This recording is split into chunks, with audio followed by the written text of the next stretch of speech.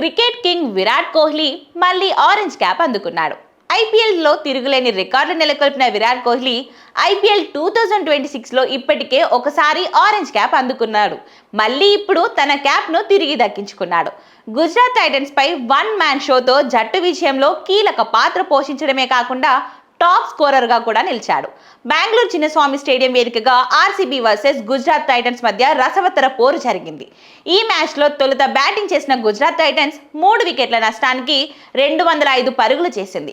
సాయి సుదర్శన్ 58 బంతుల్లో 11 ఫోర్లు 5 సిక్సర్లతో సరిగ్గా 100 పరుగులు చేసి అవుట్ అయ్యాడు. అయితే భారీ టార్గెట్ తో దిగిన ఆర్సీబీని విరాట్ కోహ్లీ, దేవదత్ పడికల్ ముందుకు తీసుకెళ్లారు. ఈ ఇద్దరు కలిసి ఆర్సీబీ విజయంలో కీలక పాత్ర పోషించారు. ఆఖర్లో కృణాల్ పాండ్యా హిట్టింగ్ తో ఆర్సీబీ 18.5 ఓవర్లలోనే విజయం సాధించింది. ఇక ఈ మ్యాచ్ లో విరాట్ కోహ్లీ కేవలం 44 బంతుల్లోనే 8 ఫోర్లు 4 సిక్సర్లతో 81 పరుగులు చేసి అవుట్ అయ్యాడు. ఈ సీజన్ లో 7 మ్యాచ్లు ఆడిన విరాట్ కోహ్లీ 3 హాఫ్ సెంచరీలతో ప్రస్తుతానికి టాప్ స్కోరర్ గా నిలిచాడు. ఈ సీజన్ లో 7 మ్యాచ్లు ఆడిన కోహ్లీ 328 పరుగులు చేశాడు. దాంతో టాప్ స్కోరర్ గా నిలిచిన కోహ్లీకి మ్యాచ్ అనంతరం ఆరెంజ్ క్యాప్ అందజేశారు.